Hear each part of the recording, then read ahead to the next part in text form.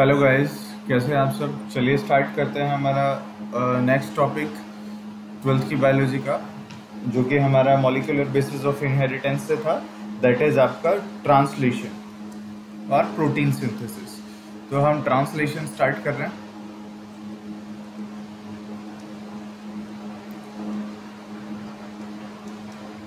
Translation हम पढ़ेंगे कि ट्रांसलेशन में होता क्या, प्रोटीन को सिंथेसाइज किया जाएगा।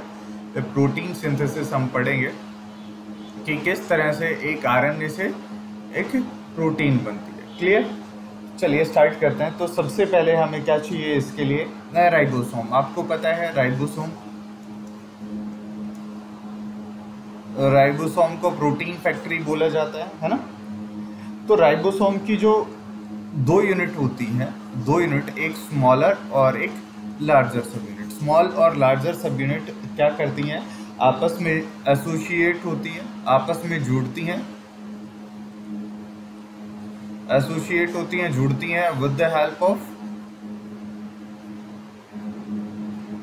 Mg2 पॉजिटिव चाहिए उनको आपस में जुड़ने के लिए। ठीक है। अब आपस में सर किस पे जुड़ेंगी, आपस में जुड़ने के लिए इसको क्या चाहिए, mRNA चाहिए। यानी कि एक mRNA होगा, mRNA के ऊपर ये आपकी लार्जर सब यूनिट हो गई और ये आपकी स्मॉलर सब यूनिट हो गई। मान लो ये 60S हो गई और ये आपकी 40S हो गई। तो इन दोनों को जुड़ने के लिए क्या चाहिए, आपको क्या चाहिए, आपका Mg2 पॉजिटिव चाहिए, है ना। ठीक है। उसके बाद हम क्या करते हैं कि भाई यहाँ पे क्या होता है कि अमीनो एसिड की रिक्वायरमेंट होती है। अमीनो एसिड चाहिए हमें, 20 एसेंशियल जो अमीनो एसिड है वो हमारी बॉडी के अंदर होने चाहिए, तब प्रोटीन बनेगी। mRNA होना चाहिए, tRNA होना चाहिए। ठीक है। उसके अलावा एक amino acetyl transferase, amino acetyl tRNA synthase लगाओ। एक एंजाइम होता है जो क्या करता है, एक्टिवेशन करता है tRNA का, tRNA को एक्टिवेट करता है। अगर हम मैकेनिज्म पढ़ें इसका, मैकेनिज्म देखें इसका, तो क्या होता है, मैकेनिज्म में क्या होता है सुनिए। सबसे पहले एक्टिवेशन ऑफ अमीनो एसिड होगा, एक्टिवेशन ऑफ अमीनो एसिड होगा। एक्टिवेशन ऑफ अमीनो एसिड में क्या होगा भाई, कि अमीनो एसिड आएगा, एक अमीनो एसिड आएगा, उसके साथ एक ATP बाइंड होगी, एडेनोसाइन ट्राइफॉस्फेट, और उसके साथ एक एंजाइम बाइंड होगा। क्या नाम है इस एंजाइम का, amino acetyl TNA synthase.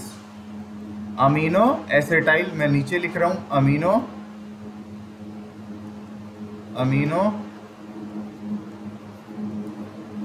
Amino acetyl tRNA synthase.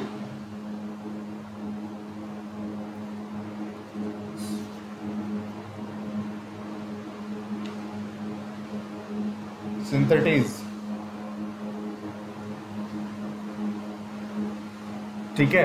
अब वही सेम हम क्या लेंगे, Mg2 पॉजिटिव ले लिया। Mg2 पॉजिटिव की प्रेजेंस में ये क्या बना देगा, अमीनो एसिड, और ये क्या यहाँ से अलग हो जाएगा, फोस्फेट इसके साथ ये बन जाएगा अमीनो एसिटाइल ट्रांसफरेज, और ये ATP get converted into AMP monophosphate में, और इसके साथ ये एंजाइम रहेगा, और यहाँ से इनऑर्गेनिक फोस्फेट यहाँ से क्या हो जाएगी, या पायरोफॉस्फेट यहाँ से अलग हो जाएगा। ठीक है। ये हो गया activation of amino acid. Activation of amino acids के बाद हम बात करते हैं कि अब क्या होगा, charging of amino acetyl on tRNA, कि भाई tRNA के ऊपर ये कैसे बाइंड होगा। तो हमारा क्या बना है, ये जो बना है, ठीक है, ये क्या करेगा,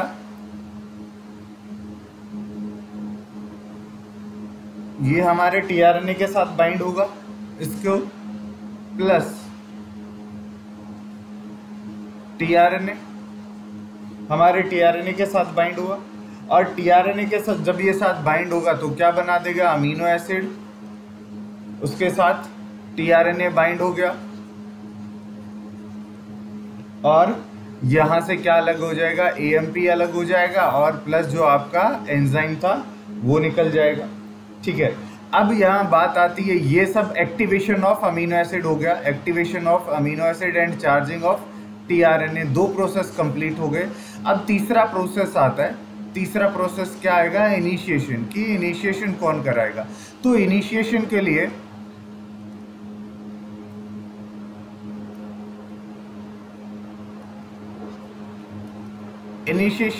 क्या आता है, इनिशिएशन फैक्टर आता है।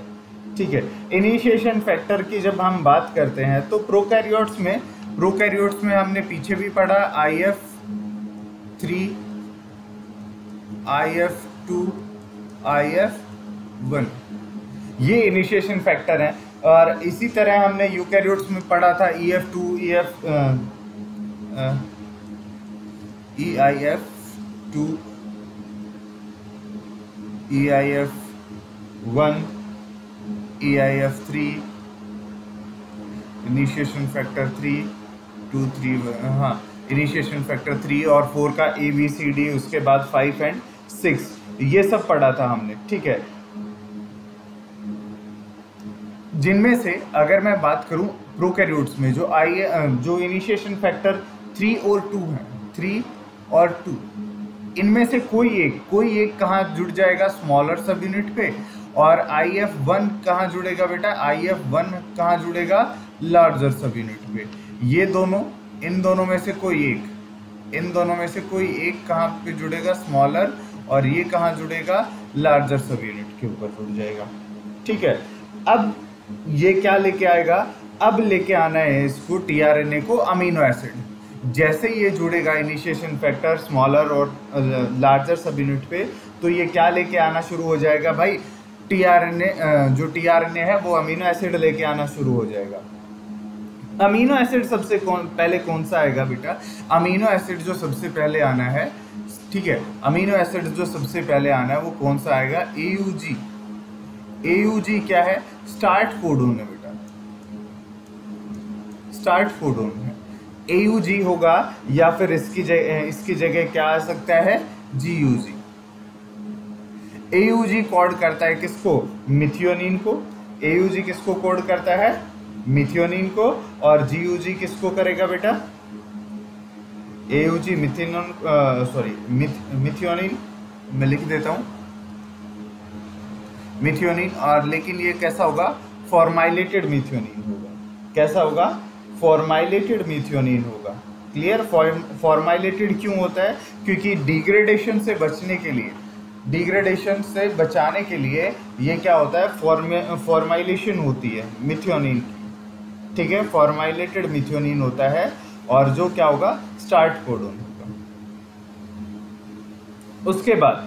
उसके बाद जब बात आती है नेक्स्ट की, तो नेक्स्ट जितने भी आते जाएंगे वो रैंडम आएंगे, जो प्रोटीन बननी है उसी के हिसाब से आएंगे, है ना, जो प्रोटीन बननी है उसी के हिसाब से आएंगे। अब देखो, जितना भी tRNA लेके आएगा वो जोड़ता जाएगा। क्या होगा, जैसे ऐसे हम बना लेते हैं, ये हमारा क्या है, mRNA है, और इसके ऊपर एक इधर बना रहा हूँ मैं, ऊपर उल्टा बनाया था, अभी ये मैं उल्टा बना रहा हूँ। तो ये क्या है, हमारी लार्जर सब यूनिट, ये स्मॉलर सब यूनिट। तो 3 साइट होती है बेटा इसके ऊपर, सबसे पहले A साइट, फिर हमारी होती है P साइट, और फिर हमारी होती है E साइट। A साइट जो होती है सबसे पहले, उस पर क्या होता है, tRNA आता है और अमीनो एसिड छोड़ के, यहाँ पे tRNA आएगा और अमीनो एसिड छोड़ देगा। ठीक है, जैसे ये क्या होगा, अमीनो एसिड आगे मूव करेगा, तो यहाँ पे क्या होगा, P साइट पे आ गया। ये A साइट थी, ये P साइट है, और इसके ऊपर क्या होगा, यहाँ पे अमीनो एसिड के बीच में पेप्टाइड बॉन्ड बनना शुरू हो जाएगा। ये पेप्टाइड बॉन्ड बनेगा। ठीक है, आपस में ये पेप्टाइड बॉन्ड बनेगा, और पेप्टाइड बॉन्ड के बाद ये अमीनो एसिड ऐसे इलोंगेट करते हुए यहाँ से निकल जाएंगे। ये P साइट पे क्या होगा, सबके बीच में पेप्टाइड बॉन्ड बनेगा, सबके बीच में पेप्टाइड, इलोंगेशन फैक्टर आएगा, और वो इलोंगेट करवाएगा P साइट के ऊपर। अब इलोंगेशन फैक्टर भी अगर हम देखें तो इलोंगेशन फैक्टर यूकैरियोट में क्या होते हैं, जैसे EEF1, EEF1 ये इलोंगेशन फैक्टर हो गया, ठीक है। अगर इन्हीं में भी, इसमें भी एक क्या होता है EFTU, और EF इलोंगेशन फैक्टर TU होता है, और एक होता है TS। TU और TS ये दोनों किस में होते हैं बेटा? प्रोकैरियोट्स में होते हैं। इलोंगेशन फैक्टर TU और TS किस में होते हैं? प्रोकैरियोट्स में। और इलोंगेशन फैक्टर EEF1 ये किस में होगा? हमारे यूकैरियोट्स के अंदर होगा, ठीक है। EEF4 भी आता है, ठीक है। ये सब होगा। आपको अगर याद रहता है तो वेल एंड गुड, अच्छे मार्क्स मिल जाएंगे आपको। अगर ये सब लिखोगे, नहीं लिखोगे तो भी आपको नंबर तो मिल ही जाएंगे, ठीक है। अब ये कहाँ पहुँचता है? ई साइड के ऊपर। जैसे ही ये ई साइड के ऊपर पहुँचता है तो वहाँ क्या होगा? ये एग्जिट करता रहेगा, इलोंगेशन चेन की होती रहेगी, और वहाँ से आपका डीआरएनए बाहर निकल के आगे जाता रहेगा, ठीक है। अब बात करते हैं टर्मिनेशन की। टर्मिनेशन के लिए जब ये यहाँ पे पहुँच जाएगा, जब ये यहाँ पे पहुँच जाएगा, जितना डीएनए यहाँ पे जितना भी प्रोटीन बनना है, जितनी कोडिंग होनी है वो हो चुकी होगी। जब ये लास्ट में पहुँचेगा तो टर्मिनेशन फैक्टर आएगा। टर्मिनेशन फैक्टर क्या करेगा बेटा? इसको टर्मिनेट कराएगा। और टर्मिनेट कराने के लिए 3 कोडॉन होते हैं। 3 कोडॉन होते हैं। कौन कौन से 3 कोडॉन होंगे? UAA होगा, UAG होगा और UGA होगा, ठीक है। इसको हम क्या बोलते हैं? UAA को हम क्या बोलते हैं? ओकर बोलते हैं, ओकर बोलते हैं, है ना। और हम UAG को क्या बोलते हैं? अंबर बोलते हैं, अंबर बोलते हैं। और ये क्या हो गया हमारा? ओपिल। ये क्या हो गया? ओपिल, ठीक है। ओकर, अंबर और ओपिल, ये 3 हमारे क्या हो गए भाई? टर्मिनेशन फैक्टर हो गए। रिलीजिंग फैक्टर बोलते हैं टर्मिनेशन, जो टर्मिनेट करवाएंगे। जैसे टर्मिनेट होगा, करवाने के लिए, इस चीज़ को बंद करने के लिए क्या आता है? रिलीजिंग फैक्टर आता है, रिलीजिंग फैक्टर आता है, ठीक है। जिसको हम क्या बोलते हैं? क्या बोलते हैं? RF, रिलीजिंग फैक्टर आता है, ठीक है। ये वही 1 2 3 होता है। और रिलीजिंग फैक्टर जब बाइंड होगा तो उसको क्या चाहिएगी? GTP चाहिए, एनर्जी डिपेंडेंट प्रोसेस है ये, ठीक है।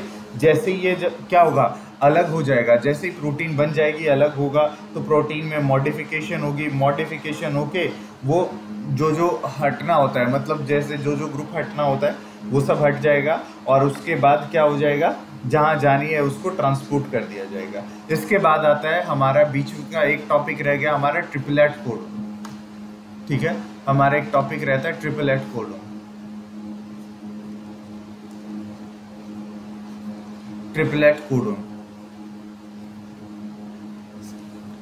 ट्रिपलेट कोडोन की जब बात करते हैं तो भाई सबसे पहले जो नाम है इसका ट्रिपलेट कोडोन, वो किसने दिया था? किसी को याद है? किसी को याद है? जिसने अगर मैं बात करूं, ये बताया उसको चॉकलेट मिलेगी।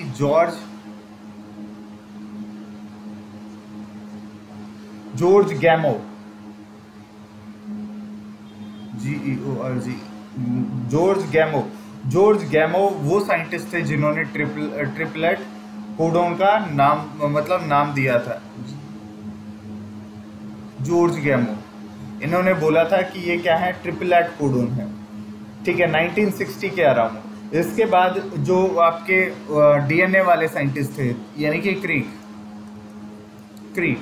Watson and creek. तो क्रीक ने 1961 में ऑब्जर्व किया था कि अगर मान लो कि T4 को, मान लो क्या T4 को जब हम क्या देते हैं, उसके DNA के अंदर 1 या 2 नाइट्रोजीनियस बेस बढ़ाते हैं तो क्या आता है? चेंजमेंट शो करता है। और 3 नाइट्रोजीनियस जब बेस बढ़ा देते हैं तो क्या करता है?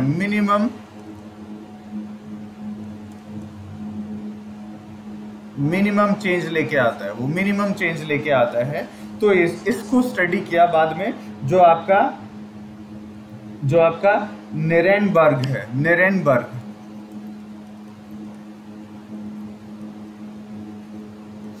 निरेनबर्ग ने इस चीज को स्टडी किया कि ऐसा क्यों हो रहा है। निरेनबर्ग ने क्या किया था भाई कि आपके पॉलीमर्स तैयार किए, चार पॉलीमर्स तैयार किए, मतलब पॉलीन्यूक्लियोटाइड तैयार किए, क्या you you you you you you, और ऐसे ही क्या किया, एक और तैयार किया सी सी सी सी सी सी, और ए,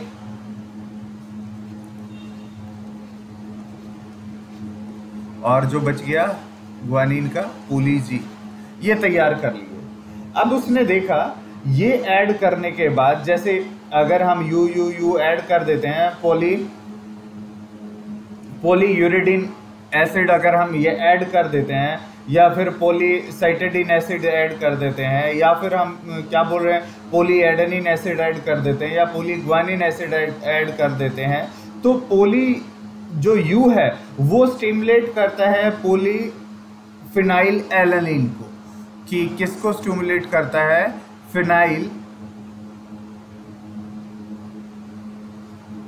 पॉलीफिनाइल एलानिन, फिनाइल एलानिन।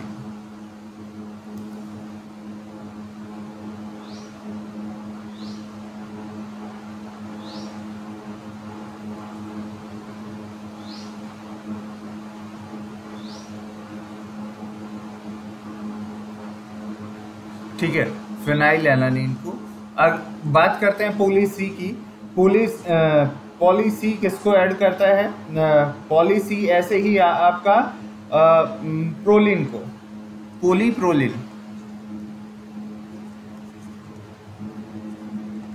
पोलीप्रोलिन को ऐड कर देगा। ठीक है, ऐसे ही पोली यू स्टिमुलेट करता है फॉर्मेशन ऑफ आपका पोली यू हो गया, पोली आपका अलग अलग अमीनो एसिड बनाएंगे। पोली ए की अगर बात करें तो ये ऐसे क्या बनाएगा, पोली ए सीरीन बनाएगा, या लाइसिन, सॉरी क्या बनाएगा,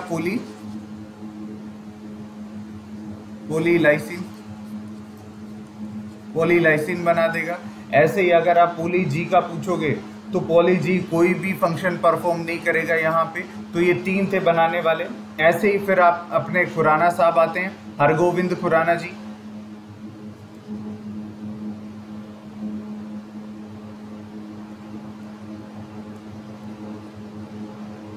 हरगोविंद खुराना आते हैं और खुराना साहब क्या करते हैं, इनको 3 की फॉर्म में देते हैं। मतलब उन्होंने क्या किया, ऐसे किया कि 2 UG UG UG UG ऐसे करके दे दिया, ऐसे तैयार किया, और इसको स्टडी किया कि इसका इफेक्ट क्या होगा। जब इसको उन्होंने स्टडी किया, इसका इफेक्ट स्टडी करने के लिए उन्होंने क्या देखा, जब आप UG ऐसे दे रहे थे, ठीक है, UG ऐसे दे रहे थे, तो ये क्या बना रहा था कि एक सीक्वेंस क्रिएट कर रहा था, जैसे GUG, ये 3 क्या कर रहे थे, वैलीन को बना रहे थे। फिर अगला कैसे आएगा, UGU, अगला क्या बना रहा था, सिस्टीन को। अगला फिर से GUG, वैलीन को। अगला फिर से UGU, वही आपका सिस्टीन। ऐसे करके ये रिपीट हो रहा था, सिस्टीन वैलीन ऐसे करके रिपीट हो रहा था। तब पता चला कि ये ट्रिपलेट कोडोन की फॉर्म में, मतलब थोड़ा आगे जाने के बाद, थोड़ा टाइम के बाद, कि ये ट्रिपलेट कोडोन की फॉर्म में प्रेजेंट होते हैं। ट्रिपलेट कोडोन की फॉर्म में प्रेजेंट होते हैं तो क्या था कि हमारे पास 4 नाइट्रोजीनियस बेस हैं और ट्रिपलेट की फॉर्म में प्रेजेंट होते हैं। तो ये कितने अमीनो एसिड बनाने चाहिए, 64 अमीनो एसिड बनाने चाहिए, लेकिन हमारे पास कितने, 20। तो देखा गया, क्या देखा गया कि जो हमारे पास 3 स्टॉप कोडोन अगर निकाल दें, तो हमारे पास 61 ये ट्रिपलेट कोडोन बच जाते हैं, जिनमें से स्टार्ट कोडोन हमेशा किसको कोड करता है, मिथियोनिन को कोड करता है। अगर इसको भी निकाल दे तो हमारे पास 60 क्या बच जाते हैं, कोड बच जाते हैं, और 20 अमीनो एसिड बनाएंगे। और तो इससे पता चलता है कि ये क्या शो करते हैं कि एक जो ट्रिपलेट कोडोन है, एक ट्रिपलेट कोडोन है, वो क्या करता है, मोर देन 1 अमीनो एसिड को कोड करता है, मोर देन 1 अमीनो एसिड को कोड करता है। या हम बोल सकते हैं कि मोर देन 1 अमीनो एसिड की अलग अलग तरीके के अमीनो एसिड बनाए जाते हैं, किससे, अलग अलग सीक्वेंस। मतलब जैसे आपकी एक सीक्वेंस है, एक सीक्वेंस लिख रहा हूँ, जैसे आप CUU, ठीक है, CUC, CUA, CUG, ये सारे चारों के चारों क्या बनाते हैं, ल्यूसीन बनाते हैं। चारों के चारों क्या बनाएंगे, ल्यूसीन। कि एक amino acid more than 1 code क्या कर रहा है, कोड कर रहा है, तो इसको बोलते हैं degeneracy. It is the property of, क्या है ये, प्रॉपर्टी है किसकी, ट्रिपलेट कोडोन की। इसके अलावा ट्रिपलेट कोडोन कैसे होने चाहिए कि 3-3 की फॉर्म में होते हैं। Start codon, initiation codon single है, AUG है। उसके बाद स्टॉप कोडोन सिंगल आता है, 3 है स्टॉप कोडोन। कौन कौन से, अभी हमने बात की, ओपेल, अंबर एंड ऑकर, तीनों हैं। उसके बाद अगर बात करें तो नॉन एम्बिगुअस है। फिर ये क्या करते हैं, कोमालेस है, कि अगर हम पढ़ेंगे तो इसको कोमालेस, ऐसे अभी हमने UG लगाया तो कोमालेस, कोमा नहीं आएगा बीच में कहीं पे भी, डायरेक्ट हम क्या करते चले जाएंगे, पढ़ते चले जाएंगे, ठीक है। तो ये इतना ही है आपके ट्रिपलेट कोडोन के अंदर। नेक्स्ट अगर हम बात करते हैं नेक्स्ट टॉपिक की, तो नेक्स्ट टॉपिक आपका आता है ऑपेरॉन। ऑपेरॉन की जब अगर हम बात करते हैं तो आपके जीन्स के अंदर कि कोई जीन कैसे बिहेव करता है, ठीक है, इसके बारे में, कि कैसे रेगुलेट करता है किसी चीज़ की प्रेजेंस और एब्सेंस में, तो इस चीज़ के बारे में सबसे पहले जैकोब और मैनॉर्ड ने बताया था, ठीक है। एस्केरिया कोलाई में किसने बताया था ऑपेरॉन के बारे में, ऑपेरॉन के बारे में किसने बताया था, जैकोब। और दूसरा साइंटिस्ट कौन था, मैनॉर्ड, जैकोब एंड मैनॉर्ड। ये 2 साइंटिस्ट थे जिन्होंने बताया था, ऑपेरॉन मॉडल दिया था, और कब दिया था, 1961 में दिया था, ठीक है। अब बात करते हैं इनकी कि इन्होंने क्या बोला था। लैक ऑपेरॉन भी था, ट्रिप्टोपैन ऑपेरॉन था, इसके अलावा हिस्टिडीन ऑपेरॉन था, बहुत सारे ऑपेरॉन हैं। आपको सिर्फ लैक ऑपेरॉन पढ़ना है सिलेबस के अकॉर्डिंग, ठीक है। बात करते हैं लैक ऑपेरॉन की, तो इसके अंदर आप देखोगे कि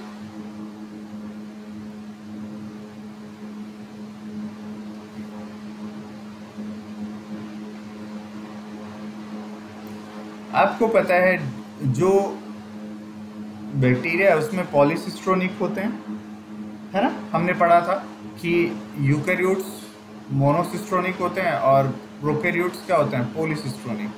तो ये 3 हमारे यहाँ पे क्या बेटा, स्ट्रक्चरल जीन है। लैक A, ठीक है, इसको बोल दिया लैक Y, और इसको बोला लैक Z, ठीक है। इसके अलावा यहाँ पे, इसके यहाँ पे एक ऑपरेटर है, ठीक है। उसके बाद इसके आगे की तरफ यहाँ पे एक प्रमोटर है। प्रमोटर के बाद यहाँ पे आ जाओ, ये इस जीन को क्या कहते हैं, रेगुलेटर जीन। ये जीन क्या है, रेगुलेटर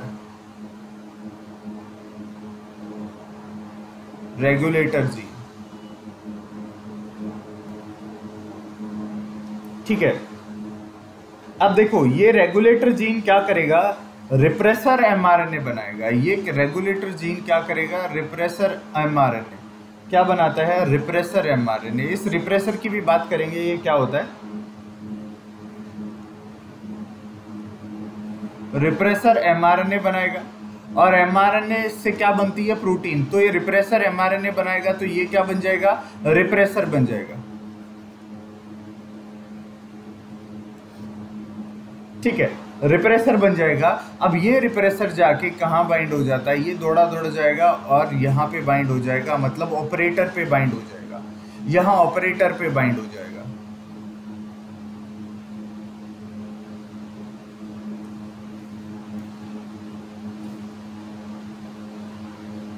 देखो कहाँ बाइंड होगा? यहाँ ऑपरेटर पे बाइंड हो जाएगा, यहाँ बाइंड हो जाएगा ऑपरेटर पे। ठीक है, ऑपरेटर पे बाइंड हो जाएगा, ऑपरेटर को ब्लॉक कर देगा।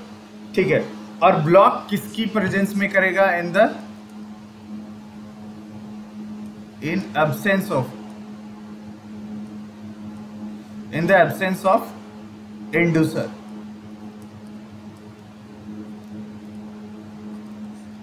देखो सीधी सी बात है, जब बैक्टीरिया को इतना लंबा चौड़ा समझने की जरूरत नहीं, जब ग्लूकोज और लैक्टोज दो देते हैं, ठीक है, तो ग्लूकोज बैक्टीरिया पहले लेना पसंद करता है, लैक्टोज बाद में देता है। जब तक ग्लूकोज चलेगा वो लैक्टोज को हाथ नहीं लगाएगा। अब ग्लूकोज क्या करता है? ग्लूकोज रिप्रेसर की तरह एक्ट करता है और इसको क्या करता है?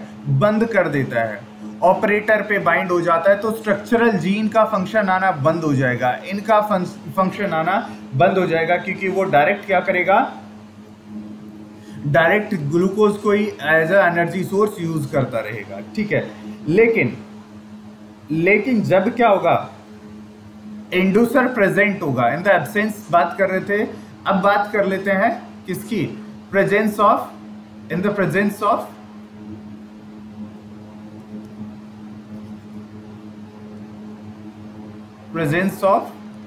इंड्यूसर।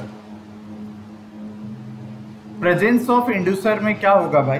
प्रेजेंस ऑफ इंड्यूसर में ये होगा सर कि ये जो रिप्रेसर बना है ना, रिप्रेसर, अब जब ग्लूकोज खत्म हो जाएगा लैक्टोज शुरू होगा। लैक्टोज क्या है? इंड्यूसर का काम करता है। अब इंड्यूसर इसको क्या कर देगा? बंद कर देगा, रिप्रेसर को बंद कर देगा, इनएक्टिवेट हो जाएगा रिप्रेसर। अब इसको ब्लॉक कर दिया, तो यहाँ कोई भी चीज आके बाइंड नहीं होगी, और कोई भी चीज बाइंड नहीं होगी तो ऑपरेट क्या करेगा? ऑपरेटर अपना काम करेगा, ऑपरेट करेगा, और ऑपरेट करेगा तो यहाँ से एक mRNA बन के सामने आएगा, दैट इज लैक mRNA। और लैक mRNA से क्या क्या बनेगा? एक तो बीटा ग्लैक्टोसाइडेज बनेगा, बीटा ग्लैक्टोसाइडेज क्या करेगा बेटा? लैक्टोज को किस में कन्वर्ट कर देगा? ग्लूकोज प्लस ग्लैक्टोज में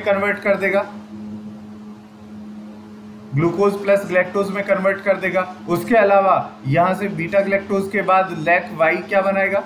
लैक वाई वाला जो जीन है वो क्या बनाएगा? परमीएज बना देगा। ये क्या करता है? प्रमोट करता है लैक्टोज को बैक्टीरियल सेल के अंदर आने के लिए। ठीक है, लैक ए क्या करेगा? टॉक्सिसिटी रिमूव करेगा। ये क्या बनाता है? ट्रांस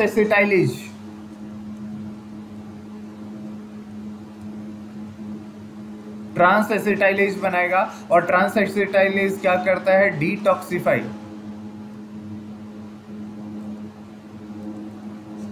डिटॉक्सिफिकेशन करता है। इतनी बात समझ आई?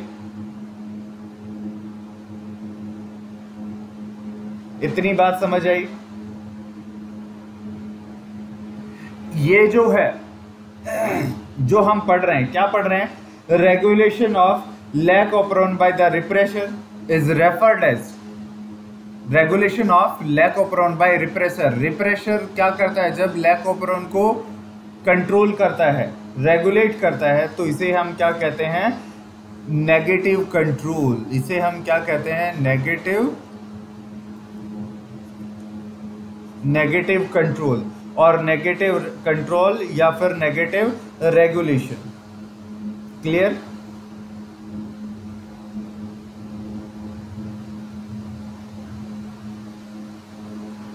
अच्छा, एक चीज और लिखो यहाँ पे, छोटी सी चीज। क्या लिखनी है? आप क्या लिखोगे? Repressor,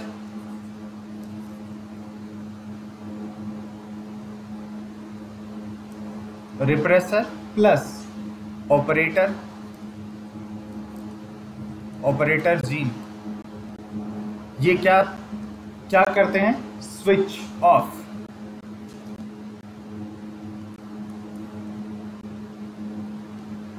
switch off. लेकिन क्या इंड्यूसर, अगर पूछ लिया जाए इंड्यूसर की जगह कौन काम कर रहा है या इंड्यूसर कौन है यहाँ पे, तो कौन है यहाँ पे इंड्यूसर, लैक्टोज। लैक्टोज क्या है, इंड्यूसर है, ठीक है। Plus lactose plus repressor. Lactose क्या करेगा, रिप्रेसर को बंद कर देगा, और रिप्रेसर को बंद करते ही ये जो स्ट्रक्चरल जीन है वो क्या हो जाएंगे, स्विच ऑन हो जाएंगे। बात आई समझ, यस और नो, ठीक है। अब आ जाइए नेक्स्ट टॉपिक हमारा, नेक्स्ट टॉपिक पे चलते हैं।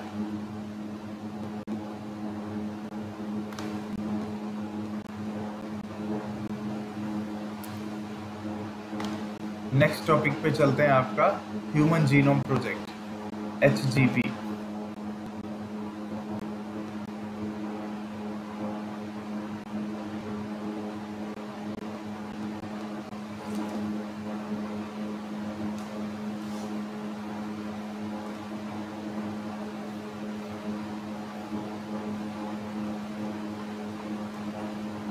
नेक्स्ट टॉपिक है हमारा ह्यूमन जीनोम प्रोजेक्ट। ये आप सबको पता है कि ये क्या था, कि ह्यूमन की जो सीक्वेंस है, ह्यूमन की जो डीएनए की जो क्या है, डीएनए के बारे में पता करने के लिए जितने भी सीक्वेंस है कि डीएनए के ऊपर कहाँ क्या है, कौन सा स्ट्रक्चरल जीन है, को कैसे काम करता है, वो सब पता करने के लिए क्या किया गया, एक HGP ह्यूमन जीनोम प्रोजेक्ट लेके आया गया। और ह्यूमन जीनोम प्रोजेक्ट कब लेके आया गया बेटा, 1990 में, 1990 में लेके आया गया।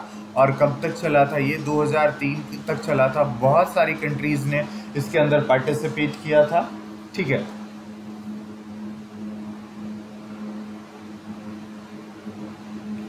एक साइंटिस्ट थे जिनका नाम क्या था, जॉन, इनका नाम याद रखना आपको, जॉन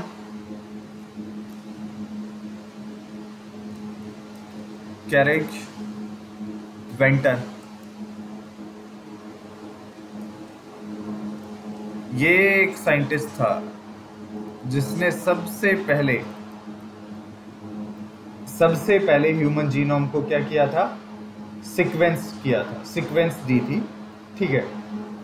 अब ये एक मेगा प्रोजेक्ट था, क्या इसमें लगभग एस्टिमेटेड कॉस्ट 9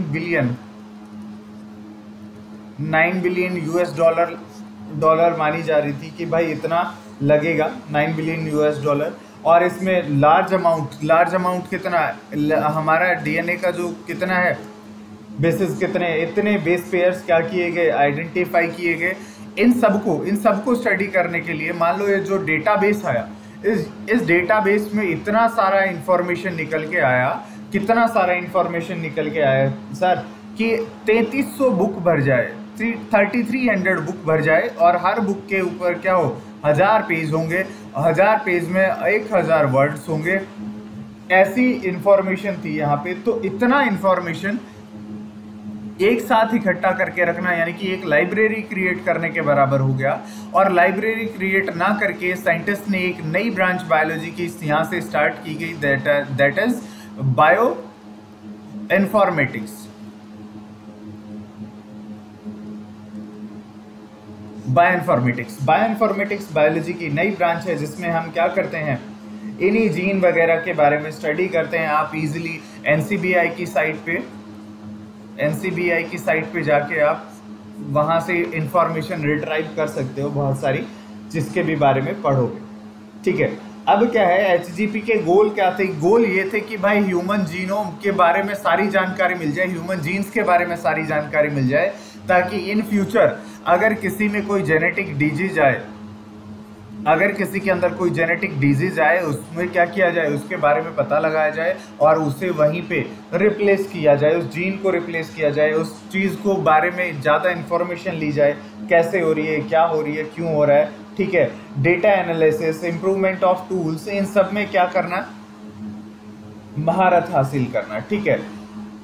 अब देखो मेथोडोलॉजी, इसके अंदर दो मेथोडोलॉजी यूज हुई हैं। मेथोडोलॉजी की अगर हम बात करें तो दो तरीके से क्या किया गया, सीक्वेंस को एनालाइज किया गया। पहला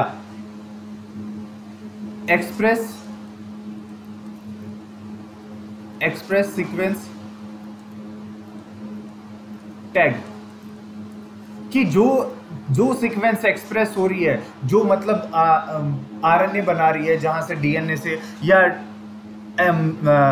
एमआरएनए से या आरएनए से जो भी प्रोटीन बन रही है, मान लो डीएनए से, डीएनए का जो पार्ट क्या बना रहा है, आरएनए बना रहा है, और आरएनए का जो पार्ट क्या बना रहा है, प्रोटीन बना रहा है, उन सबको धर दबोचो, उन सबको सबसे पहले क्या करो, आइडेंटिफाई करो और उन्हीं के बारे में जानकारी निकालो, ठीक है। उन सबको जीन को, जो भी जीन होंगे उनको ढूंढ के निकालना है।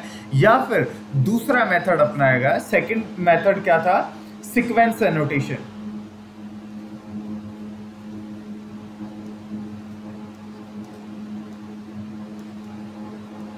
सीक्वेंस एनोटेशन में क्या था कि डीएनए पूरा ले लो भाई, तुम पूरा डीएनए ले लो, पूरे डीएनए को तुम क्या करो, उसके मतलब उसको क्या करो, कोडिंग और नॉन कोडिंग दोनों के अलग अलग करो, फिर उसको सीक्वेंस करो, देखो, ठीक है। और देखने के बाद उसको एम्पलीफाई करो। एम्पलीफाई किसके साथ करना है, बैक्टीरियल आर्टिफिशियल क्रोमोसोम और यीस्ट आर्टिफिशियल क्रोमोसोम, इनके अंदर डाल के आप क्या करना है, पीसीआर करना है, पॉलीमेरिक चेन रिएक्शन, मतलब एम्प्लीफिकेशन करना है, और वहां से डीएनए की एनोटेड सीक्वेंस निकालो, मतलब वहां से डीएनए के फ्रेगमेंट्स जो ढूंढ के निकालने हैं आपको, ठीक है।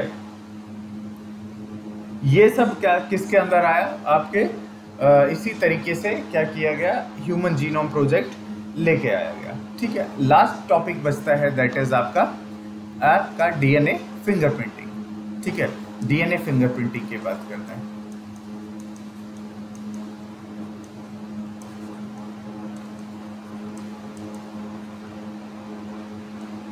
डीएनए फिंगरप्रिंटिंग में क्या होता है, छोटा सा मेथड है, बहुत प्यारा सा है। देखिए इसमें डीएनए फिंगरप्रिंटिंग को हम डीएनए टाइपिंग बोल देते हैं या डीएनए प्रोफाइलिंग भी बोल देते हैं इसी को, ठीक है। इसमें क्या किया जाता है कि डीएनए, आपको सबको पता है कि हमारा जो भी ह्यूमन है 99% डीएनए सबका सेम होता है, ठीक है। ज़्यादा बातें नहीं करूंगा मैं, सिर्फ एक चीज़ बोलूंगा कि आपका क्या ले लिया भाई, डीएनए ले लिया। मेथड में समझाते रहा हूँ कि क्या होता है। आपका डीएनए लिया, डीएनए के अंदर को क्या डाले, डीएनएज डाला या फिर एंजाइम्स डाले, जैसे प्रोटीनेज के डाल दिया, एंजाइम डाले कुछ। एंजाइम डालने के बाद डीएनए के टुकड़े हो गए, छोटे छोटे टुकड़े हो गए। ये टुकड़े होने के बाद इसके अंदर हमने क्या डाला, ईटीबीआर डाला, इथीडियम ब्रोमाइड एक डाई है, ईटीबीआर डाला। ईटीबीआर डालने के बाद जो हमने जेल लिया था, एग्रो जेल, उसके अंदर वेल तैयार थी।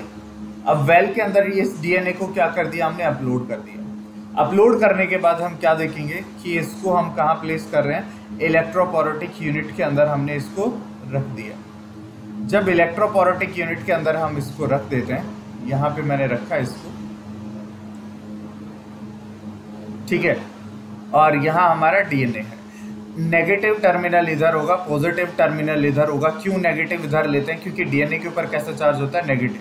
तो नेगेटिव से पॉजिटिव की तरफ, इस तरफ हमें क्या करवाना है, डीएनए रन करवाना है। जब ये डीएनए रन होगा in the influence of electric charge, तो ये क्या होगा, कुछ ऐसे बैंड्स नजर आएंगे हमें इसमें। वो बैंड क्या है, फ्रेगमेंट्स होंगे, यानी कि ये जो आपकी जेल है, ये कैसे मॉलिक्यूलर सीव की तरह एक्ट करेगी। जो लार्जर साइज होगा, लार्जर साइज स्लो रन करता है और स्मॉलर फास्ट रन करेगा। जब आप देखोगे तो छोटे साइज के आपको बैंड डीएनए इधर मिलेंगे और लार्जर साइज के ऊपर मिलेंगे।